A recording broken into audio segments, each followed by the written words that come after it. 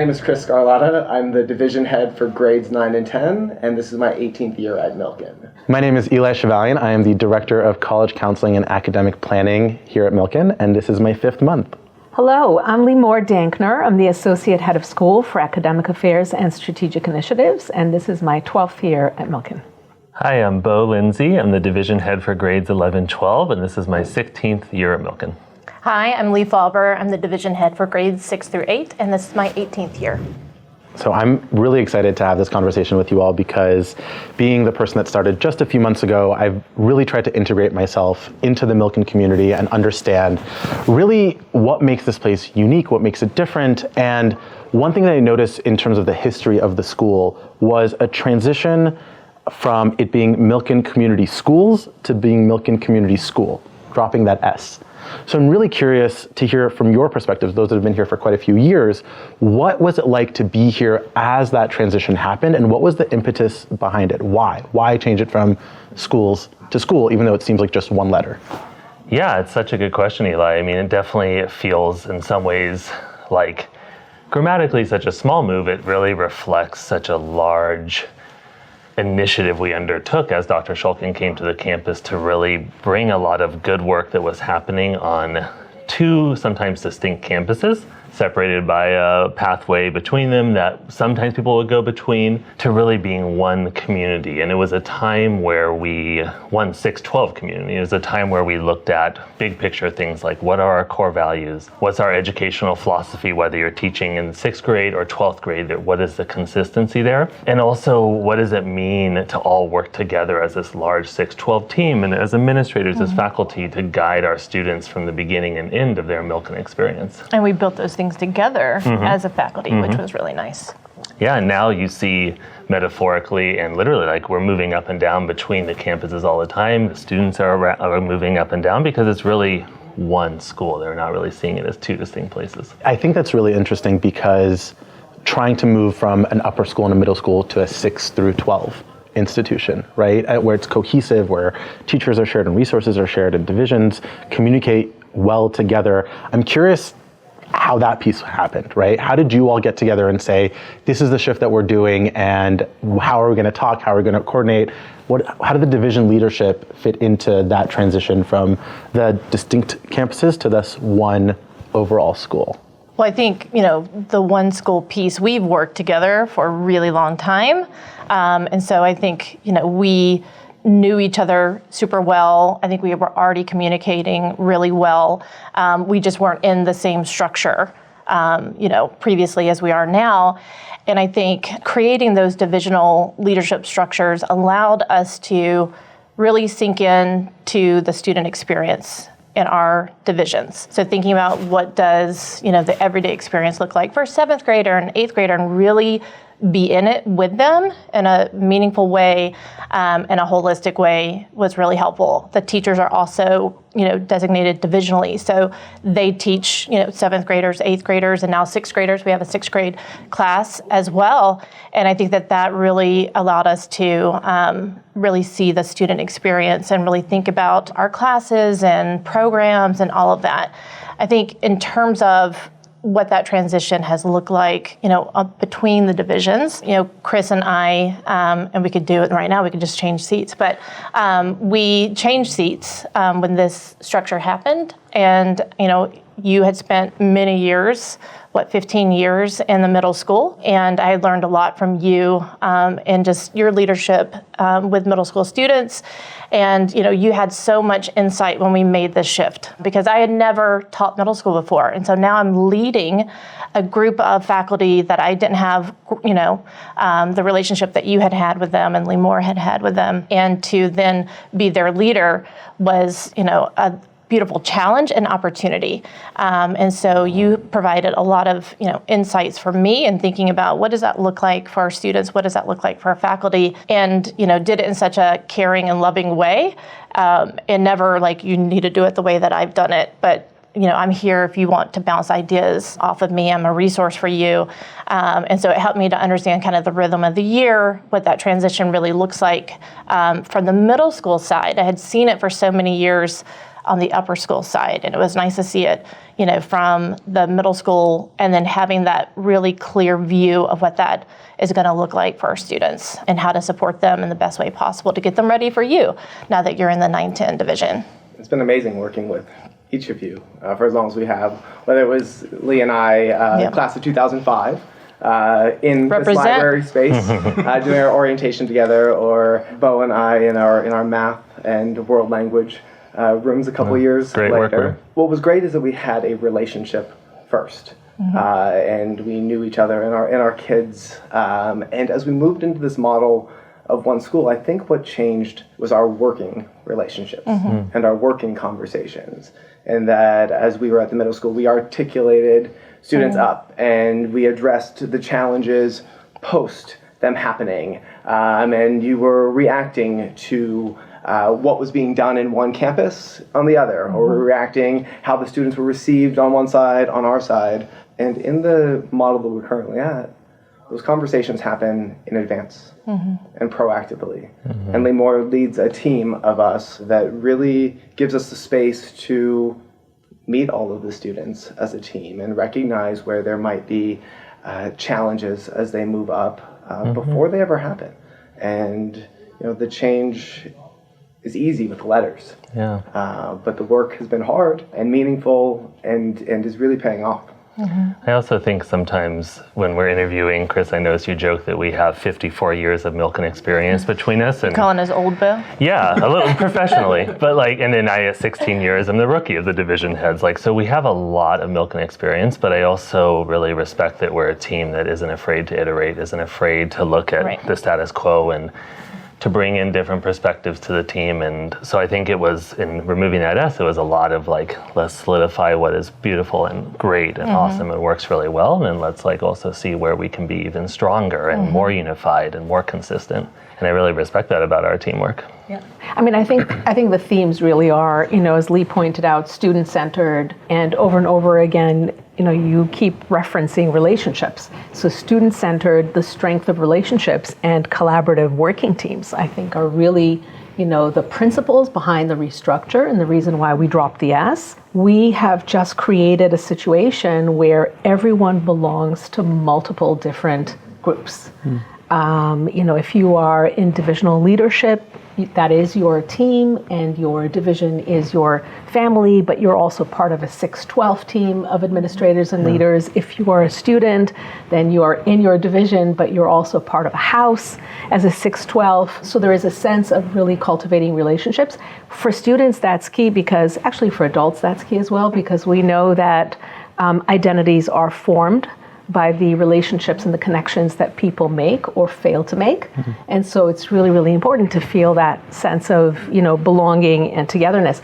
As far as teams, collaborative teams, I am really proud of this team. I think we've really set a model and an example for the entire faculty and staff, that there really isn't a decision maker or a sage on stage or a know-it-all, but we pool all of our experiences, our the different lens, the different ideas, mindsets that we have, and we come together as a team to really weigh all the different angles and make collaborative decisions on behalf of the students, kind of leveraging our strengths and talents. So. I love the new structure. I think it gives opportunity for people to find joy and to really thrive. Yeah. It's interesting. I think about kind of when I started out in the role and integrated into the community, it was hard for me as an outsider to think about, okay, where is my home base, right? Is it 11, 12? Is it 9, 10? Is it do I interact with 6, 8? What does that look like? Of course I do. Of course I do. And it's interesting. It's exactly what you're talking about. It's no one team. Right?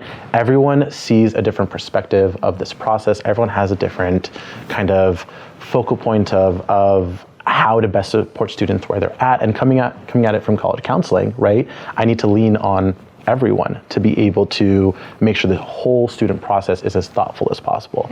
Because especially the college process really does happen during senior year, but the buildup happens years beforehand, and academic planning. That's right. Right? That's right. So the academic planning, we're supposed to be the guides of helping students figure out how can they challenge themselves, how can they push themselves. Right. And if we don't have that communication, if we don't lean on each other for that, how can we better support how can we support the students? That's right. It's That's key. right. I mean, there is a model. It's a distributed leadership model, and the concept behind the model is that rather than having a leader or a set of leaders who are tasked with, the full weight of the responsibility for an institution, you basically create a cadre of leaders, a cadre of empowered people. And really that's what the teams are, whether it's the college counseling team or the student services team or the instructional leadership team, the academic leadership team, the strategic leadership team, the division leader. I mean, you see where, the theme is that there are all these teams working in concert with one another, overlapping, but never siloed. Yeah. Always working in tandem, keeping in mind that, the students are at the center, and a healthy community is what we are, aiming to foster at any given time. I mean, for years, I would often think about the layers of support we offer our students at Milken. They have advisors, they have classroom teachers, counselors, college counselors. But I think this model has also created that level of support also for us as professionals, for our teachers, where there's so many different teams that everyone can rely on. It really necessitates a lot of communication and articulation of what are the goals, what are we trying to accomplish, how can each team leverage each other's strengths. I have, over the last couple of years, looked forward to the various team meetings I have, because I know if I'm bringing something I'm grappling with is going to be a perspective, whether it be from a colleague division head, from a counselor, from Lemoore, that is going to help us all solve these issues, support our students. And I think it really feels now that we've mirrored that support for our students, continued to enhance that, but also increased it on the adult side. Yeah, absolutely. This week, the last 2 weeks, I've been doing my faculty check-ins. And sort of the proof in that it's working is coming through, because every time I ask them how they're doing or what their successes have been, it's not about them. It's about their teams. It's about who they collaborated with. It's about which student they connected with. And that's been an incredible byproduct of what we've been seeing or what we've been working towards.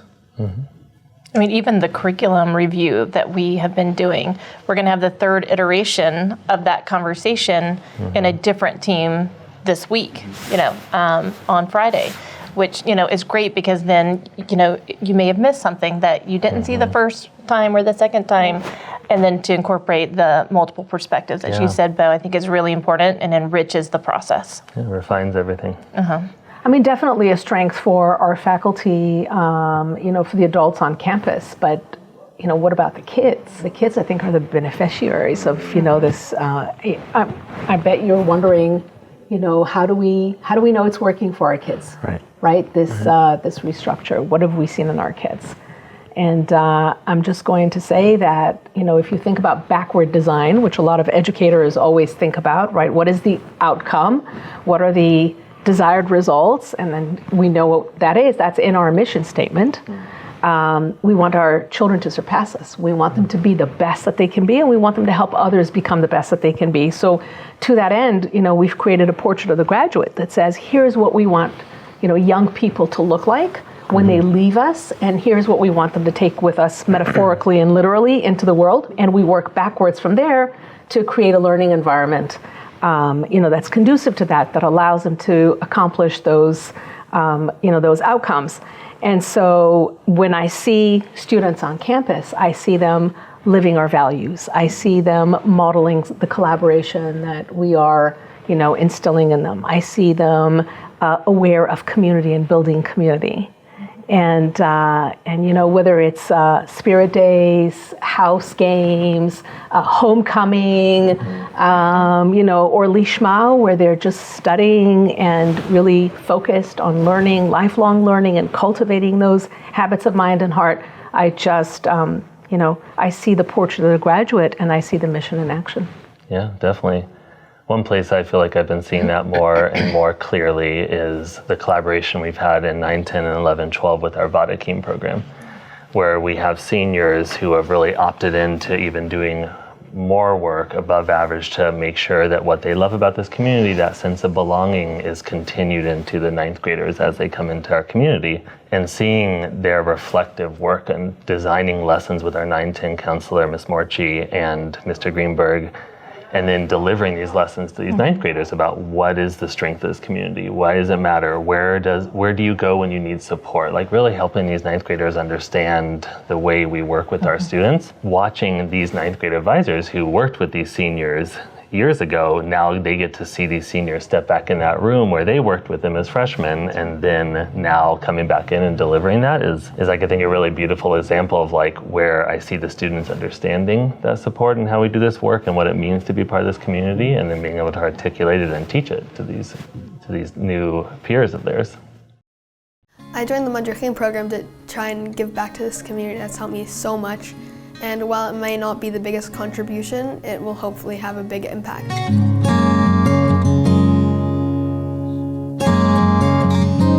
Yeah, the Vatikim program is a pair of seniors is assigned to each freshman advisory, where they're basically supposed to get the freshmen comfortable, get them integrated throughout their classes, throughout the school's community, throughout the entire year, and basically help them understand how Milken works, how their classes work, and essentially just build a good relationship with them. Starting high school can be a stressful experience or unfamiliar, and I think that the Vatikim program really allows students to feel more connected and welcomed on campus. I became a madrich because I really wanted to be a leader for the younger kids, especially having been a sixth grader myself and knowing how difficult it can be to fit in because you're in between a lot of like you're too young to do some things and too old for other things, and I really wanted to make sure that I was there for them and that they had me as a person they could go to. Before the Madrachim program, I used to be very shy and I wasn't able to talk to people who weren't my very close friends. But through the Madrachim program, I've learned that I can be a role model, and I was able to be a role model to so many kids and help them find their way to classes and make sure they weren't alone during lunch. My favorite thing from this program so far is definitely when we first got to meet them. Like, I got to help those who didn't know each other meet new people, and those who did branch out. I want them to essentially feel that they don't have to be scared or hesitant to talk to me just because I'm older than them, or in a different grade, or even a different group, or doing different programs than them. I want them to feel that like this is one whole community and they can access any point of that community they want. I feel like the Madrachim, just like the group of people, it's someone who you automatically are like friends with. And it's really easy because you always have them. No matter if you're having friend troubles or if you're like having a hard time making friends, you always have them. It's very meaningful because every person in this community is very different in their own way and very special, and meeting all sorts of new people is important to me. I hope my sixth graders, when they are in eighth grade, they choose to be a madrich, and all of them choose to be madrichim, so they can help new sixth and seventh graders find their way to their classes, just like they were helped this year. Whatever space I'm in, whether it's college or a work environment or a new classroom setting, I hope to give other people that welcoming environment that Vatikim cultivates. As a madrich, now I get to build the community and not just be a part of it.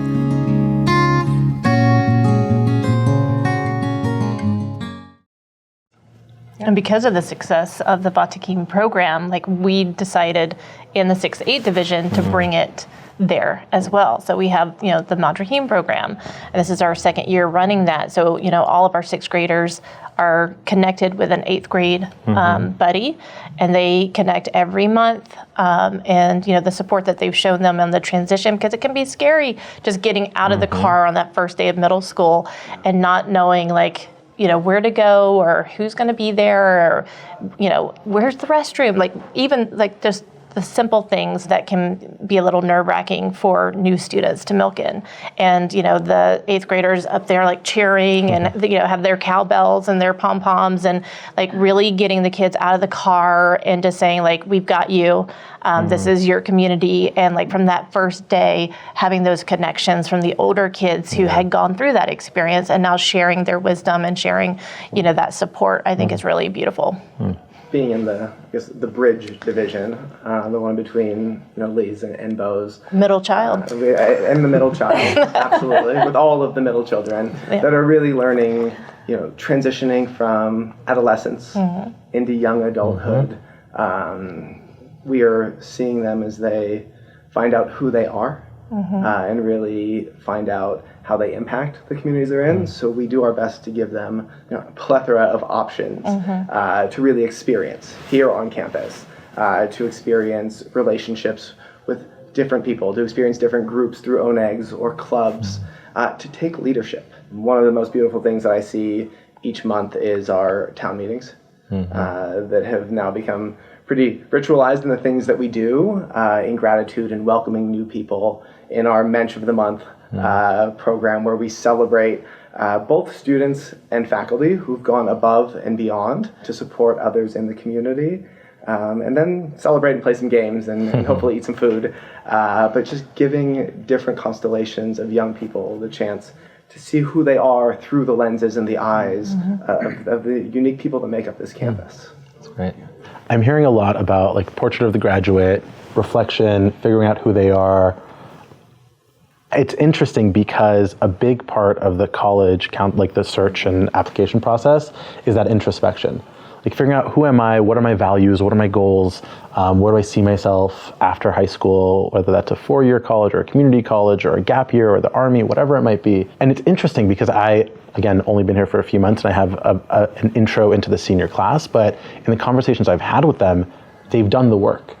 You know what I mean? They've already had several opportunities to figure out their values and what they're passionate about. And that makes the process, that makes counseling them so much easier because they've done that foundational stuff and we can push them even further. And we can get them to think about stuff a little bit deeper. And so it's interesting that you brought that up and it's come up a few times of needing to have those values instilled and figure out what's important to them and who they are. I mean, which has been really nice. The first statement of our educational philosophy is we believe in academic excellence grounded in ethical responsibility, right? So when I hear you say that, Eli, I'm thinking, your students, the seniors, have already had that famous lecture about the two-sided resume, right? That Rabbi Feinstein, basically challenges them to think, okay, you have a resume, it's really robust, it's beautiful, you're ready to apply to college, but what is the backside of the resume, right? What's the part that is not written in so many, clear terms, but speaks to what you're going to do and how you're going to be the agent of change and how you're going to make this a better world, and who do you have that you can call at 2 o'clock in the morning and is there for you, and who will you respond to at 2 o'clock in the morning if they need you? But those are all the pieces that I think really, speak to exactly what you're saying, reflecting back, saying, I live the portrait of the graduate, I think well, I belong to something that is greater than myself, and I understand that the value of knowledge is in its use, and I'm going to take positive action, I'm going to make a difference. Having seen that talk for a number of years, the part that always hits me hardest is when Rabbi Feinstein talks about that element of success in life is knowing at 2 a.m. when you're in a tough situation, you have someone to reach out to. And I always notice amongst the senior class, which we all know sometimes our students are the most attentive, other times they're thinking about other things, but in that moment it really hits them, and I'll see they'll give fist bumps or they'll make eye contact with people in the class meeting. And I think what we have seen, we've talked a lot over the years about what we see in our alumni, is I think that connection, that the relationships they form here, those can be those 2 a.m. relationships when you need that person. And that to me, I share that definition of success with Rabbi Feinstein, with all of us, with our students. That community is so important, and our students see it, which is beautiful even before they're done here, which I think is partially due to that reflection, partially due to really taking the time to slow down and think what does it matter? Why does it matter you're here, and how are you going to build that experience together? A few years ago, we read a book. And one of the statements in that book was that the CEO or the head of school or the board, fill in whatever is the appropriate title, is not the boss, but the core values are the boss. And I think that that's such an important, powerful statement. The core values of kavod habriot, right? Respecting and treating people with dignity. The core value of kihila, the value of community. The core value of, shavat v'nafash, being able to really understand balance and creating that, balancing the tension between what you have to accomplish, what you want to accomplish, and then just kind of pausing to nurture the soul. All of these core values are at play But when I see our students at graduation day, it's like a beautiful orchestra that just comes together. It's the values, it's the portrait of the graduate, it's all your hard work, And so I think your definition of success, Eli, is so much broader than, yes, they get into amazing colleges, but who cares? I mean, they get into amazing colleges and they're good people. And they're good people, and they have so much to offer the world. It's interesting you bring that up, Limor, because what I've appreciated in conversations, we've had internal conversations as a team, as a staff, about when those values conflict, right? When there's conflicting priorities. And the conversations are deep and they can go in a lot of different directions, but the fact that we're having those conversations where we acknowledge there are moments where these two things that we both hold to such a high standard are at odds with each other, or you have to choose, you have to prioritize, and how do you integrate the two, and how do you pivot and adjust and adapt? I think those conversations are really where the growth happens, where we're acknowledging not only what are the values and what do we want to instill, but how do we make it realistic? When we're out in the world, when our students are out in the world, how do they approach a situation, and then how do they have the tools to be able to figure out how to navigate difficult conversations and situations and stuff? So I think that's really interesting also, and really special. Yeah. I think one of the things that sets our kids up to go out and make an impact and take action in the world is that we set up so many opportunities for them to see multiple perspectives. And whether they agree with them or not, our rabbinics classes in Jewish studies, our English classes, our debates, really give kids the chance to practice and model a healthy discourse when they agree with something and when they don't. And I really think that gives them space out in the world to then go model that for others and take leadership and take action. I think that's an example definitely of where we build divisionally. Like I see how much work your team puts into it, and then I think we in 11-12 pick that up in the Israel seminars where they're really looking at a complex issue from multiple perspectives, practicing that civil discourse, the civics classes as well. Or even in our student advisory committee where we will sometimes present them with like, this might be a tension, this might be a challenging decision institutionally. How are we approaching it? And then also bringing them to that conversation so they can understand how they can respectfully construct with us, how they can respectfully disagree or have that discussion. And I really see that as something we build in our students, and I agree it helps them be successful going forward. Especially when I think of the portrait of the graduate, I think of the divisional work and how it's, infused and scaffolded and built throughout the divisions. But, think well, belong to something greater and take positive action definitely manifests, with the X Project, with the Tiferet program, with a variety of capstone programs in 11-12. But did you already learn about the X Project? So I have no idea what the X Project is. I will not even pretend to know what the X Project is. I'd love to hear more. Yeah. Well, let's talk X Project. So 7th and 8th graders have the opportunity to take a deep dive into a project or problem of their choice.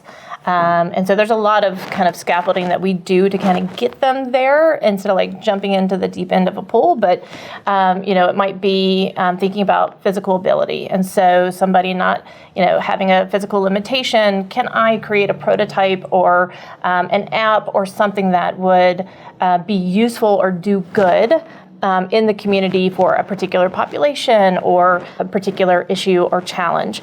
And so students are able to basically, define what that problem is, think about what the solution could be, and they spend several months in these kind of intense groupings where they're really taking a deep dive into that, and they iterate and they go through kind of the design thinking process, which is really, really great. Another place, and we're talking about, just thinking about, doing good and taking positive action. So X Project's definitely one of those places that we do that in the 6-8 division. But we also have Kulam, and I know we have service across all the grades. I think in 6-8 is really about giving them that exposure to different communities and to different contexts.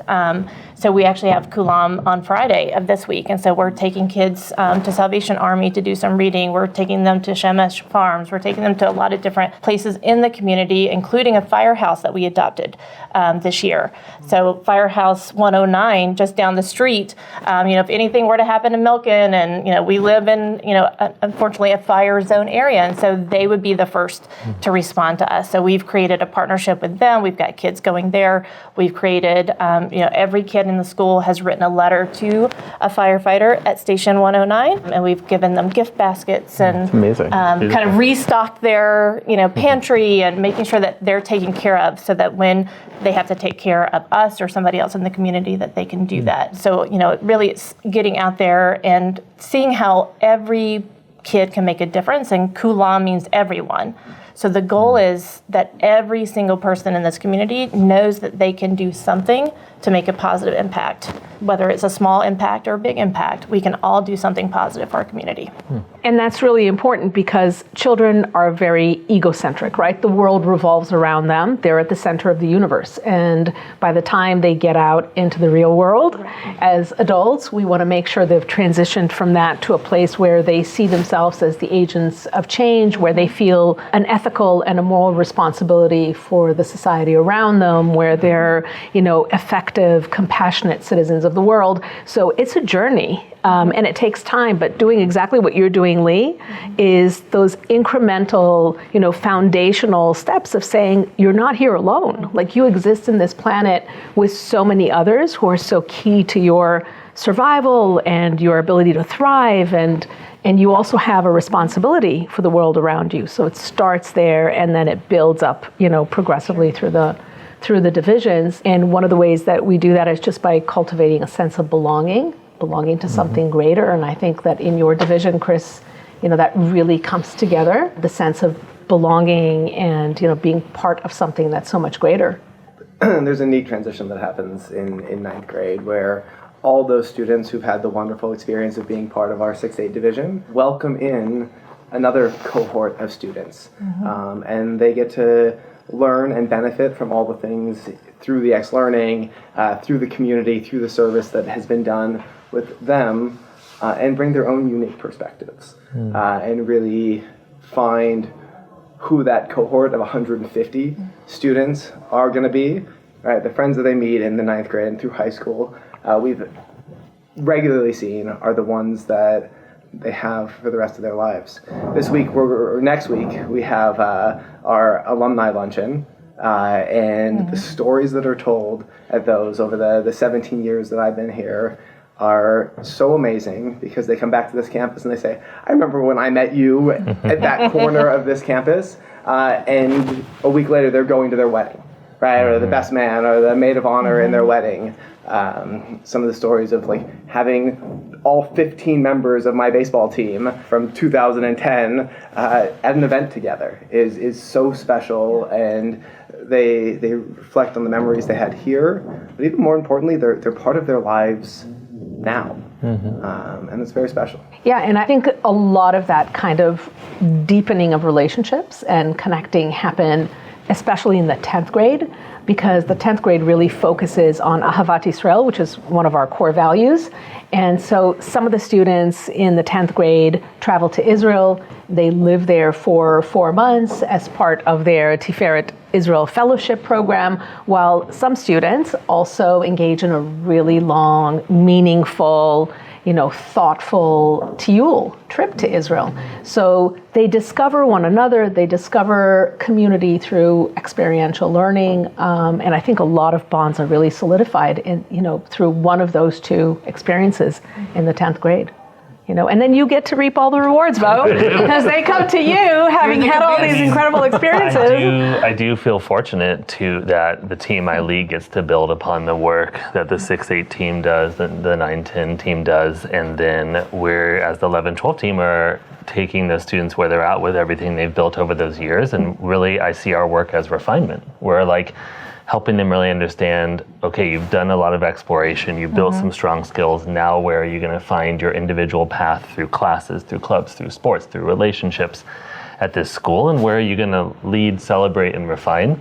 And that's the one of the many reasons now our graduation ceremony is a 6-12 event for the faculty, because those students, when they cross the stage, it's the work that Sylvia Bagden put in her 8th grade Spanish class, and it's Miss Kudiamont's geometry class, and then it's like an 11-12 team, but we're building on that, but it's the whole 6-12 faculty who've produced these amazing graduates in collaboration, and it's really beautiful. And we've moved for it to be like all faculty are at graduation, which I think is a beautiful thing that we've done in the last couple of years since we dropped that S. Yeah. You know, Full circle. full circle. And scene. Didn't even plan that. I think we're still. I think we can keep talking a little bit. No, it's interesting. What do you try to do every day? What do you make sure you do every day? Oh, that's a very good question. Interact with as many people as possible. I think we're people. Like I'm a people person. I think we all are. Have to be.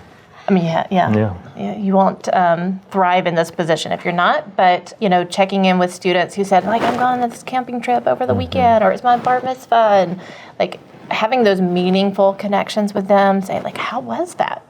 What did you experience? How did you feel about it? Because I think those relationships are really important, and that sense of community building is really important. And I try to get into classrooms as much as possible because it's so much fun to see the students learning and doing and interacting. And we have such fabulous faculty. Like I'm just learning with them as they're teaching because I can just gain so much that I can bring back into my own classroom. So I love those moments of interaction and meaningful connection every day. Yeah, related to that, every day I'm making sure I'm greeting all the students in the morning. All of us do that practice in some configuration, and really related to that, like seeing the students where they're at in that moment, what the day has in store for them, how the game went last night, how incredible the play was, but also just getting that moment to see like, is every student coming to our campus in a way that they feel ready to learn, they feel safe, they're ready for the day, and then also when they're not, like being able to work with them right away or just be able to celebrate them and help them start the day in a really strong way. I think that's a really important practice to starting the school day off for our students. And it's the best part of the day for me. You're welcome to No, I was just thinking, mine is really basic. I just make sure to sit outside for at least 15 minutes. Oh, I just sit outside, and if I talk to a You're student, part lizard. Huh? You're part lizard. How'd you know? Green jacket. Well, I gave it away. So You got to warm up in the sun. Exactly. It's honestly, first of all, we have a beautiful campus. We know this, right? Like this is the view, the space, the air. Like it's just, we're very lucky to be in this space, and to just sit outside. Except where it's when it's like a torrential downpour, which happens once a year, maybe, kind of. Just sitting outside and seeing the students, them seeing me, and hearing the conversations that are going on, it's huge, right? It makes me feel like I am deeper ingrained in this community. And the number of students that just like wave or say hi, or it makes everything worth it. So for me, just sitting outside, 10, 15 minutes, it's key. I think one of the beautiful parts of our role is we have a broader perspective, a global perspective, and interact with all of the constituents, departmentally, parent, student, leadership.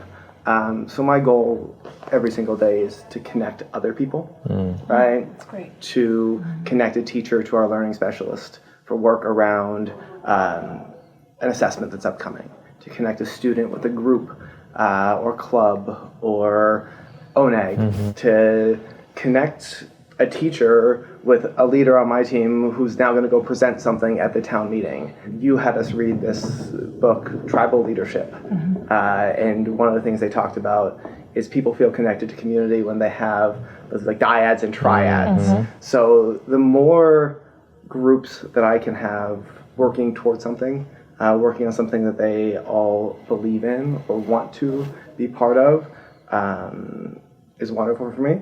Some days I accomplish it. Some days I accomplish it 5 times, and some days it just doesn't happen. But if I can connect, the more people I can connect, I think the more successful I feel in my role. Something that I strive to do daily is practice gratitude. So running a school, being an administrator at a school can be very challenging sometimes, just because of the sheer volume of human beings who are interacting within that organization. And some years ago, we looked at positive psychology and the tenets of positive psychology, which, coincidentally align beautifully with Jewish principles and Jewish tenets, but the notion that we just need to pause and be grateful for what we have to kind of rebalance and regroup, and then find the strength and the clarity of mind to be able to tackle whatever comes our way. So I really do try every single day to just pause, even in the midst of the chaos, and say, I'm grateful. I'm grateful for an incredible faculty, for amazing colleagues, for being a part of something that is greater than me, and feeling like, that gives me grounding, for having the ability to make a positive change in people's lives every single day. It's very, very humbling to be a part of it, and it's very rewarding. And it's a practice that we encourage our students to do as well. Yeah. It's recognizing the good, the Mensch of the Month for faculty, and Exactly. And you have a beautiful gratitude thing that you do with the seniors. I don't know if you want to talk a little bit about that. Yeah, I definitely think this is another aspect that is scaffolded through our divisions and faculty, and then every year at our senior Shabbaton, the seniors each get a chance after some reflection and guidance, and Miss Mallard does a beautiful job of bringing in the positive psych angle, but grounding it in the Jewish texts and values, and then each senior can get up and share this a particular letter to a peer or to a teacher or to a parent or to someone in their life that has really made this journey possible for them and has been an incredible source of support, and not a dry eye in that at Camp Ramah in those nights, and it's really beautiful. Something that I want to acknowledge and name is that this is hard work. This is, and I know everyone realizes that. Really? Just a surprise, this is hard. Newsflash. The reason I want to acknowledge is because I think what I've noticed with every interaction, with every conversation I've had since I've started, is the amount of care that people put into their job. Whether it is helping a student with an assignment, or helping them figure out college stuff, or helping them go through an social emotional issue or situation, challenge. It's hard, and it's so, we're so lucky to do this. Yeah. It's so rewarding. And these relationships, and seeing students go out into the world, and coming back for a basketball game and still being close with their friends, that is an intangible feeling that we're so lucky to be a part of. I'm so lucky to be a part of. And so I really appreciate that. That's my gratitude right now. We're very glad to have you. We're very blessed to have you on the team. And I say that to candidates when I interview them. I say, full transparency, you will work as hard as you ever worked in your entire life. There'll be days that you wake up feeling exhausted because you've never worked so hard, and you will be happier than you've ever been in your whole life. The idea that you can derive immense joy, because it's the kind of work that is directly impacting and transforming people, right? Yeah. It's the kind of work that is relational and communal. It's the kind of work that is so deep and so meaningful that even, as you are working those long hours and, putting a great deal of thought and energy and time into everything that you do, it's rewarding, and it's rich, and it's beautiful, and we are very lucky. We are very blessed. We're blessed to have each other. Yeah, we're blessed to do the work together as in all these teams. Yes. And that makes it doable and joyous. So having got to work with all of you for as many years, I've watched immense growth in all of your leadership and pedagogy and connection. What are you all working on now? What are you pursuing for your areas of growth? I think for me, connecting to my team and figuring out what are our areas of growth and how we want to expand our department is really to continue solidifying those deep relationships. I want every parent and every student to feel like they can reach out to their college counselor and their academic planner and just ask any question they have, no matter how big, how small, because I think that the relationship building is so core to this school, is who we are, and it's something that I want to take to the next level. And so if there's any way that we can do that, whether that's with programming or conversations, we just started these coffee check-ins as a very chill way for families to hear from us and to ask any questions they have. If we can build on that and expand that and offer to the greater community, I think that's going to be really important. So that's an area of growth for us.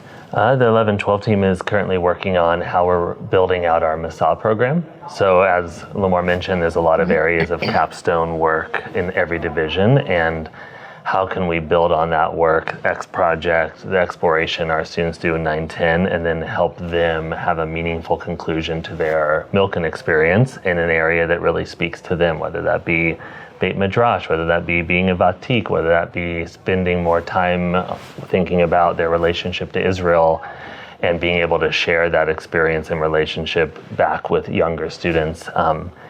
So making sure that we're hitting that sweet spot of finding the variety of paths and opportunities to meet all of our students, but still making sure that all these different experiences are funneled back through the porch of the graduate, and making sure that we're achieving those goals and finding opportunities for our senior class to have a meaningful culmination both academically in addition to the communal and the service.